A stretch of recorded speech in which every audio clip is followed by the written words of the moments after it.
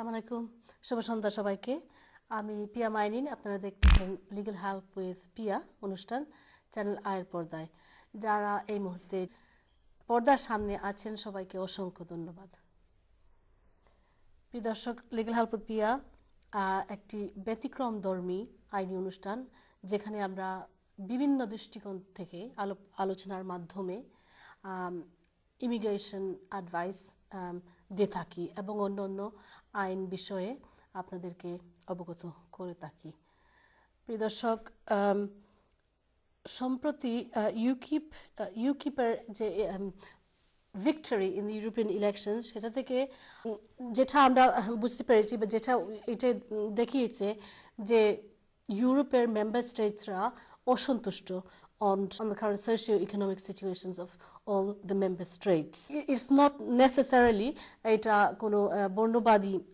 দৃষ্টিকোণ থেকে নয়. It's basically the dissatisfaction with the socio-economic situation all around. If you look at Europe and immigration, it is absolutely sad that Europe is not about immigration. Europe is not শুধু immigration. Europe is much more than immigration. আর সবথেকে লাভবান আমি আমার মতে ইউরোপের হয়েছে UK because of well just look around Europe এখন আপনারা দেখবেন English language, English culture, English music, English fashion designers and imagine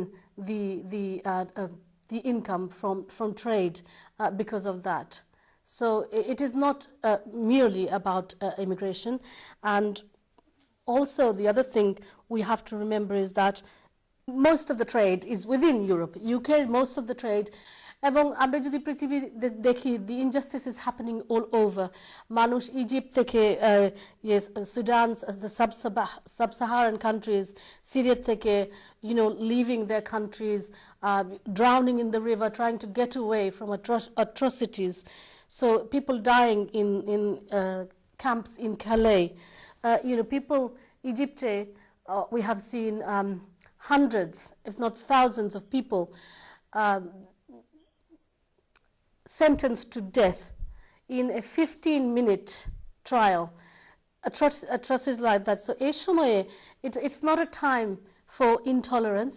It's not a time for racist and incorrect propaganda.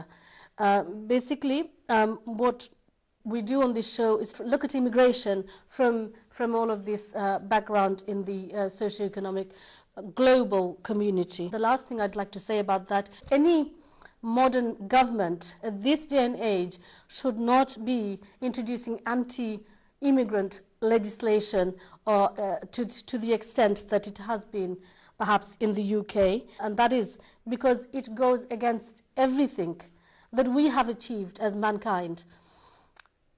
Human rights, individual rights, the largest achievement of humankind, in my opinion, and therefore to go back on that is actually a huge step back. A quote by Mahatma Gandhi about intolerance and injustice. What difference does it make to the dead, the orphans, and the homeless, whether the mad destruction is wrought under the name of totalitarianism, you said it, or the holy name of liberty or democracy? Another quote from Martin Luther King, we may have all come here on different ships, but we are now all in the same boat. There is no place for intolerance. অসহিষ্ণুতা মানবিকতার একটি পরীক্ষা যে পরীক্ষায় মানব জাতি সফল হতে হবে অন্য কথায় যদি বলি আমি অসহিষ্ণুতাকে পরাজিত করে আমাদেরকে সহিষ্ণু হতে হবে উদ্ধার হতে হবে যাতে করে মানব জাতির বৈচিত্র্যপূর্ণ বহুমাত্রিক এবং বহুবর্ণের জীবন ধারা গ্রহণ করতে পারি Finally, on this topic, immigrants, non-European immigrants have been hit the hardest, and we have seen a number of measures from the close down of the PSW, from the close down of the Tier 1 General, from having a cap on Tier 2 immigration to over 600 English colleges being shut down, and of course the 18,600 threshold for foreign-born spouses to come to the UK to live with them. Now, for the records, net immigration, net immigration to কমানোর জন্য তো এসব হচ্ছে এবং net immigration at the moment I believe is 212,000, or it was at about 2 weeks ago. Now, curbing immigration has involved the royal assent being given to the Immigration Act 2014, the act niye ajker show. I've given an introduction as I usually do in this show, but today I want to now introduce my guest, who's a very special guest, and who will be talking about the Immigration Act and guiding us through the act. And people are welcome to phone in if they have questions on the Immigration Act. And I will save phone calls to the second segment of the show. The first segment, we will get as much information from our guests. So, Ardeni na kore, my guest today is Mr. Habib Rahman. He is the Chief Executive of JCWI. Assalamu alaikum, Habib bhai. Wa alaikum assalam. আপনার দর্শকদেরকে যারা দেখছেন আজকে টিভির পর্দায়, তাদেরকে সালাম, আদাব এবং শুভাশিস জানাচ্ছি। শুভ সন্ধ্যা। আমি আজকে এখানে চ্যানেল আইতে আসতে পেরে এবং যে 2004 অ্যাক্ট যেটা হয়েছে, কার্যকরী হয়েছে, আপনি বললেন রয়্যাল অ্যাসেন্ট পেয়েছে, অ্যাক্ট হয়েছে, সেটা ব্যাপারে কিছু বলতে সুযোগ যে দিচ্ছেন আপনারা, এর জন্য অত্যন্ত কৃতজ্ঞ। আপনি যে আসছেন উইকেন্ডে, আমি জানি আপনার অনেকগুলো প্ল্যান আছে, সেই প্ল্যানগুলো ছেড়ে বা পোস্টপোন করে যে আপনি যে এসেছেন তার জন্য অনেক ধন্যবাদ। JCWI, প্রিয় দর্শক, একটি স্বাধীন জাতীয় সংস্থা যেটি 1967 থেকে প্রতিষ্ঠিত হয়েছে এবং যেটি জাতীয়তা এবং অভিবাসন আইনে ন্যায় বিচারের জন্য প্রচার করে থাকে এবং সকল বৈষম্যমূলক আইন এবং সরকারি নিয়ম নীতির বিরুদ্ধে কাজ করে থাকে। এসব ক্ষেত্রে যেসব মানুষ ভুক্তভোগী আছেন তারা এই সংগঠন তাদের সর্বদা সর্বাত্মক সাহায্য ও সহায়তা এবং সমর্থন প্রদান করে থাকে। আমি JCWI চিফ এক্সিকিউটিভ যাচ্ছি, উনি আরো বলবেন about his organization. একটু যদি বলতে পারেন what is JCWI? আপনি তো বললেন JCWI একটি ইন্ডিপেন্ডেন্ট সংগঠন। প্রথম হচ্ছে আমরা যখন থেকে এটা ফাউন্ডেশন হয়েছে যে আমরা গভর্নমেন্টের কোনো অনুদান নেই না, আমরা ইন্ডিপেন্ডেন্ট, আমরা ফ্রিলি যাতে কথা বলতে পারি মাইগ্রেন্টসদের পক্ষে, এখানে যারা অভিবাসীরা আছেন তাদের পক্ষে যাতে কথা বলতে পারি, তার জন্য আমরা গভর্নমেন্টের অনুদান নেই না। আমরা একটা চ্যারিটি অলসো, বাট আমরা কোনো ভয়ভীতি না পেয়ে যে গভর্নমেন্টের কোনো অন্যায় যখন দেখি আইনের ব্যাপারে ইমিগ্রেন্টদের বিপক্ষে হচ্ছে, তখন এটা আমরা সোচ্চার করে বলি। আমরা যেগুলো কাজ করি সেগুলো কাজ হচ্ছে পলিসি ওয়ার্ক, পার্লামেন্টের সাথে করি, যে পার্লামেন্টে বোথ হাউসেস অফ পার্লামেন্টে, mainly house of lords and house of পার্লামেন্টে কোনো আইন অথবা রুল, আমি আইনের ব্যাপারে বলতেছি, যখনই উত্থাপন প্রপোজ করা হয় তখন আমরা এটা পড়ি এবং দেখি এটার মধ্যে কি বিষয় আছে এবং সেটাকে যদি মনে করি যে ইমিগ্রেন্টদের কোনো রাইটস খর্ব হবে তার চেয়ে, সেগুলো আমরা তুলে ধরি এবং ডেমোক্রেটিক দেশে আমরা থাকি, সেখানে এই ডেমোক্রেটিক ওয়েতে আমাদের যেতে হয় এবং এমপিদেরকে আমরা রিকোয়েস্ট করি, দেখাই, ব্রিফিং করে যে এটা ইমিগ্রেন্টদের পক্ষে আসছে না, এটা রেসিজম করবে, এটা প্রেজুডিস করবে, এটা বৈষম্য করবে, এইভাবে আমরা দেখাই। তারপরে আমরা কেস ওয়ার্ক করি, স্ট্র্যাটেজিক কেস ওয়ার্ক, যেগুলো আমরা জুডিশিয়াল রিভিউ ওয়ার্ক, আপনি জানেন ওই যে কিলা কেস আমরা করেছি, যখন তারা ওই যে ম্যারেজেবল এজ বাড়িয়ে দিয়েছিল লাস্ট গভর্নমেন্ট, এই যে কোনো নন ইউ স্পাউসকে যদি কেউ বিয়ে করে অথবা সিভিল পার্টনারকে এই দেশে আনতে চায় তাহলে বোথ পার্টিস 21 উপরে হতে হবে। সেই কেসে আমরা উইন করে আমরা অনেক ইমিগ্রেন্টের সুবিধা হয়েছে যে 18 বছরে আবার এসছে, 18 বছরের পরে আমরা দেখিয়েছি এটা বৈষম্যকারী। তো কেসের মাধ্যমে আমরা কাজ করি, আমরা লয়ারদেরকে ট্রেনিং দেই, ট্রেনিং প্রোগ্রাম আছে, সেগুলো কাজ করি, আমরা বুক পাবলিশ করি এবং আমরা ক্যাম্পেইন করি। এখনকার যে ক্যাম্পেইনটা আমরা করছি এটার নাম দিয়েছি ম্যাক্সটা হচ্ছে মুভমেন্ট এগেইনস্ট জেনোফোবিয়া।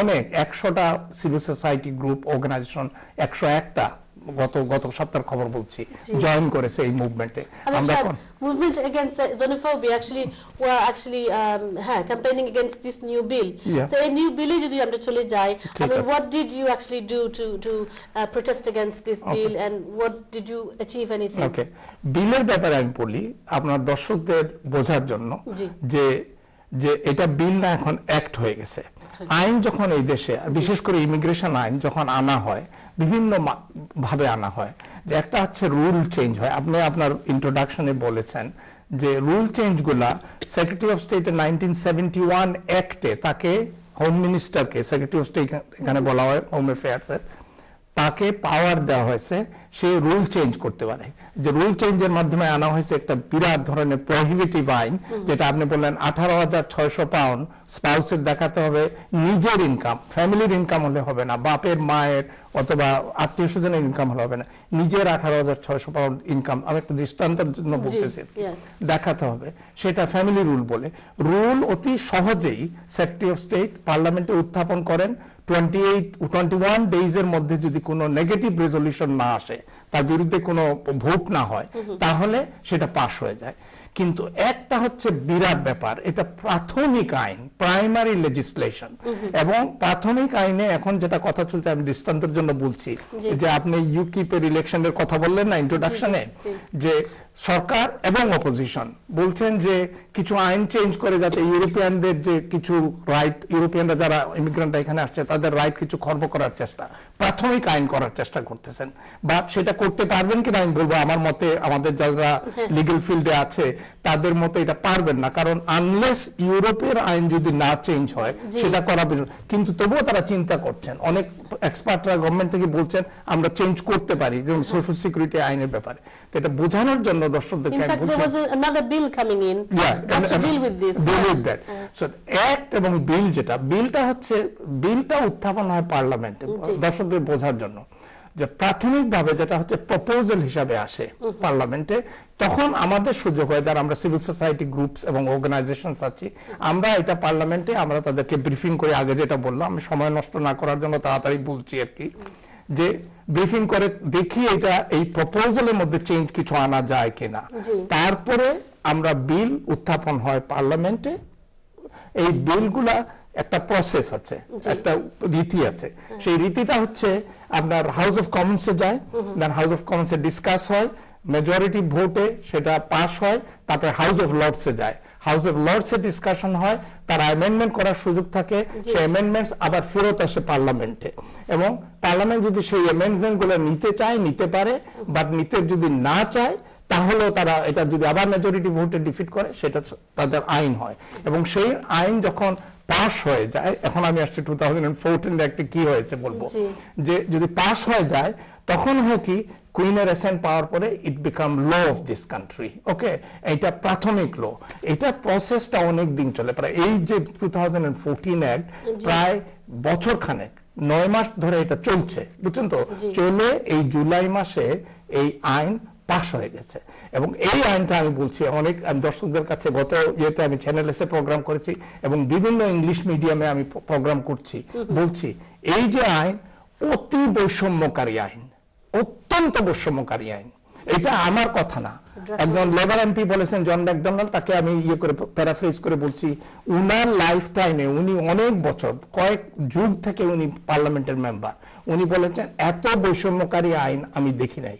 আমার ইয়েতে তো উনার উদ্ধৃতি দিয়ে আমি বলছি আমার নিজের কথা না এখন বলি কিভাবে এটা বৈষম্য হচ্ছে যদি আমরা সময় থাকে বলছি আর কি কথা হচ্ছে ফার্স্ট জিনিস হচ্ছে এটা ব্রিফলি বলে যদি বলতে পারেন that what you JCWI has also done and আমরা করেছি কি আগে বললাম কি সফল হয়েছেন কি কোনো কিছু ইয়ে করতে স্টপ করতে unfortunately little bit here and there but unfortunately not because আপনারা জানেন এখন কোয়ালিশন গভর্নমেন্ট আছে এখন আমরা আগে একটা দৃষ্টান্ত দিয়ে বলছি কিভাবে হচ্ছিল হাউস অফ লর্ডসে কিছু অনেক বিষয়ে আমরা সফল হয়েছিলাম যেহেতু হাউস অফ লর্ডসে লর্ডসরা বসেন বিশপরা বসেন রিলিজিয়াস লিডার যারা তারা বসেন তারা অত্যন্ত স্বাধীন চেতা স্বাধীন মাইন্ডের তারা একটা বিষয় আমি বলছি আমরা বলছিলাম যে ডেপ্রিভেশন অফ সিটিজেনশিপ যে সেক্রেটারি অফ স্টেটের এখন ওটার পাওয়ার থাকবে suspicion of somebody as not conducive to public good, যদি মনে করেন on suspicion only, সন্দেহের উপরে যে এই লোকটা এই দেশের পাবলিক গুডের জন্য ভালো না, হ্যাঁ, তারে কোর্ট অফ তুলতে হবে না, তখন তাকে বলবে তুমি যদি ব্রিটিশ হও, এটা ছিল না, তাহলে আমি তোমার ব্রিটিশ সিটিজেন নিতে পারি। তখন হাউস অফ লর্ডস বলেছিল how is that different? আমি যে ভূমিকায় বলেছিলাম that you know in Egypt 745 people sentenced to death in 15 minutes. How is this different to that? It's not different, not much different, different but not much. কারণ house of Lords বলি আপনি বলেছিল, house of Lords বলেছিল এবং আমরা এটা রাজি হয়েছিলাম আমাদের ব্রিফিং এ। আমরা যখন হাউস অফ লর্ডসকে বুঝাই যে এটা অত্যন্ত ড্রাকুনিয়ান আইন, এটা যেটা করছে, একজন মানুষ একটা প্রসেসে ব্রিটিশ সিটিজেন হয়েছে এখানে, তাদেরকে ডিপ্রিভেশন ইভেন যদি স্টেটলেস হয়, আর কোনো বাঙালিরা তো আমাদের আরেকটা দেশ আছে ডুয়েল সিটিজেনশিপ, যদি একটা মানুষ আরেকটা দেশও না থাকে, যদি স্টেটলেস হয়, তবুও সেক্রেটারি অফ স্টেটের পাওয়ার আছে ডিপ্রিভেশন অফ সিটিজেনশিপ। ওকে, তখন হাউস অফ লর্ডস বলেছিল এটা অত্যন্ত ড্রাকুনিয়ান, এর জন্য একটা কমিটি হবে। সেক্রেটারি অফ স্টেট যদি সাসপিশনের উপরে তাকে নিতে হয়, তো কমিটিটা 3 জন মেম্বার হাউস অফ লর্ডস এর থাকবে, 3 জন মেম্বার হাউস অফ কমন্স এর থাকবে, এবং এরা এটা একটা কোর্ট হিসাবে এটা জাজমেন্ট করবে। বলবেন আপনি, বিরতির সময় এসে গেছে, খুবই দুঃখিত স্টপ করতে হয়েছে। প্রিয় দর্শক, আমরা যাচ্ছি ছোট্ট একটা বিজ্ঞাপন বিরতি, থাকবেন আমাদের সঙ্গে কিছুক্ষণের জন্য। আমরা আরো শুনবো from the chief executive of JCWI। Thank you.